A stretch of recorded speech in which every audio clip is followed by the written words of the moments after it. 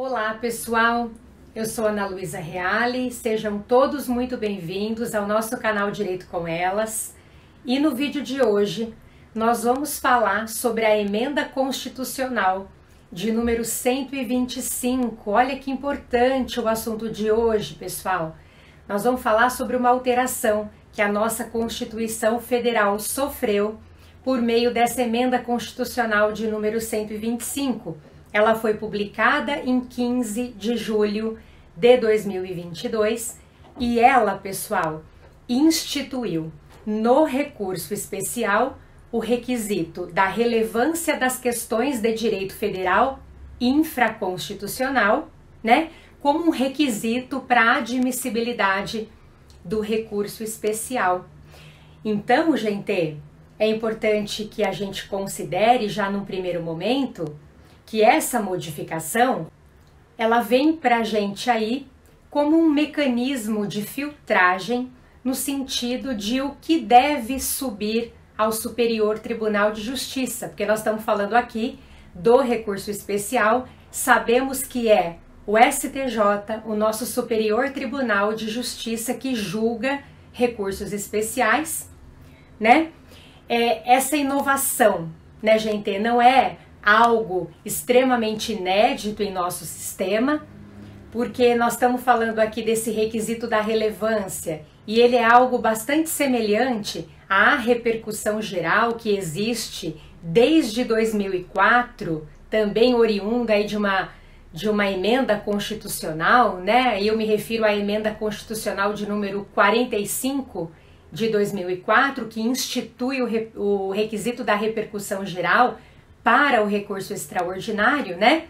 Vale lembrar que esse requisito da repercussão geral, pessoal, oriundo da emenda constitucional 45 de 2004, foi devidamente regulamentado pela Lei 11.418 de 2006 e prevista também hoje no CPC de 2015, né?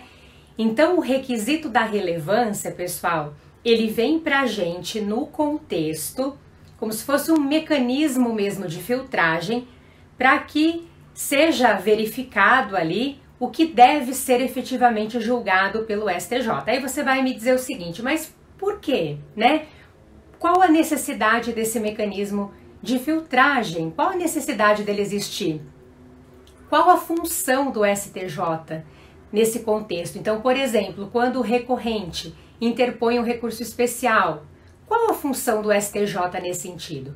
A pessoa pode ter perdido a causa, né? Então ela perdeu a causa, se prejudicou por aquela decisão, aquele acórdão proferido, aí ela tem interesse em recorrer para o STJ, interpondo um recurso especial, o STJ vai rever. Não seria isso? Eu vou dizer para vocês, gente, que mais ou menos, né? Não necessariamente, porque na realidade o STJ, dentro desse contexto que a gente está mencionando aqui, pessoal, ele atua no controle da interpretação e aplicação do direito federal. Então, na realidade, ok, quando a gente interpõe um recurso especial, muito provavelmente o recorrente ele não obteve tudo o que ele desejava obter do judiciário, e aí ele vai interpor o seu recurso, né? Claro, então ele pretende modificar aquela decisão. Mas quando a gente fala de recurso especial e também, né, de recurso extraordinário, é que aqui a gente está focando no recurso especial, além dele pretender melhorar a sua condição, e é isso, obviamente, que faz com que ele recorra, né? Ele vai ter, gente, que apontar uma das hipóteses estabelecidas pela nossa Constituição Federal, aqui eu estou me referindo ao artigo 105, inciso 3, né, e alíneas da Constituição Federal. Ele vai ter que apontar, por exemplo, violação de norma infraconstitucional, vai ter que demonstrar ali que houve uma violação a direito federal, ou uma das hipóteses, né, estabelecidas pela nossa Constituição Federal, nesse artigo 105, inciso 3, para que o recurso especial seja julgado, né, além do cumprimento de outros requisitos. A gente tem bastante requisito para cumprir quando a gente interpõe recurso especial, gente.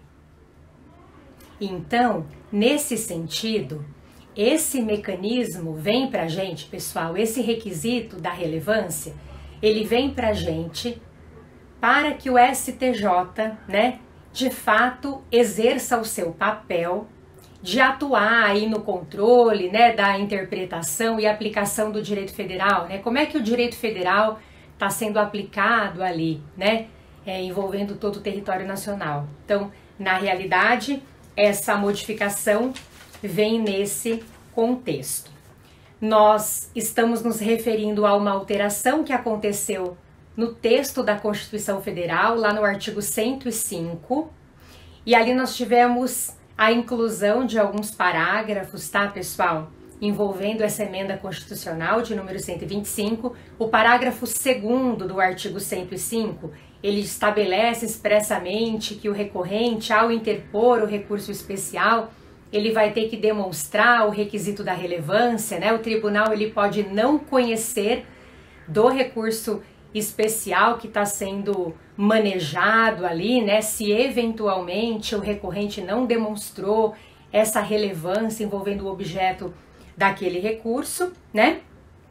O parágrafo 3º do artigo 105, ele traz pra gente algumas questões que a própria Constituição Federal já estabelece, já define como questões relevantes. A gente poderia dizer que nós teríamos uma relevância pré-determinada pela lei, né? Então, o parágrafo 3º faz referência a essas situações, sem prejuízo, né, pessoal, de o recorrente, fazendo uso de uma boa argumentação aí, tentar demonstrar para o tribunal que o caso dele deve ser julgado ali pelo Superior Tribunal de Justiça em razão de haver a relevância naquele determinado caso.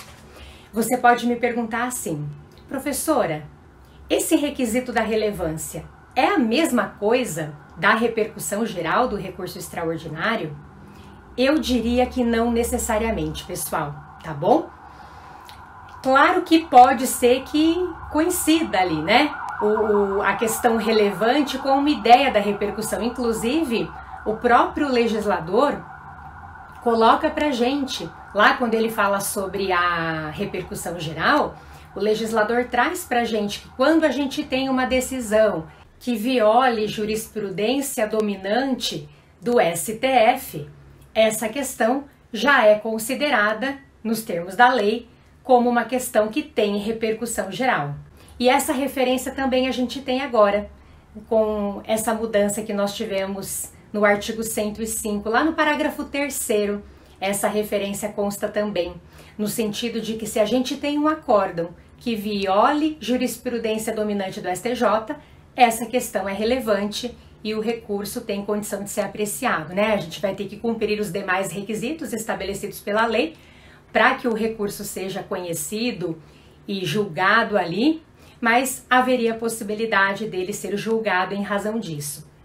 Porém, gente, me parece que não necessariamente, né, uma questão tida como relevante para cabimento do recurso especial venha no contexto de uma repercussão geral. Inclusive a própria lei coloca lá pra gente que quando nós tivermos causas que superem 500 salários mínimos, essa causa já vai envolver uma questão relevante.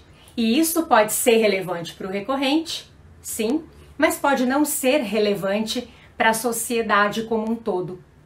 Porque o legislador, quando ele fala sobre a repercussão geral, ele traz, né, que a repercussão geral seria aquela questão que, claro, é importante para o recorrente, mas ela extrapola em grau de importância, né, essa seara do recorrente. Ela atinge a sociedade como um todo, então ela seria uma questão relevante do ponto de vista social, econômico, jurídico, enfim, nos termos da lei. Então me parece que pode ser, né, que aquela questão relevante não seja exatamente, né, relevante para a sociedade como um todo, pode ser que sim, pode ser que não, enfim, me parece que a gente tem aí requisitos muito semelhantes, mas que não são completamente idênticos nesse contexto. Bom, gente, por hoje é isso. Espero que vocês tenham gostado do vídeo, ficou um pouquinho longo, mas muito obrigada e a gente se vê em breve. Tchau, pessoal!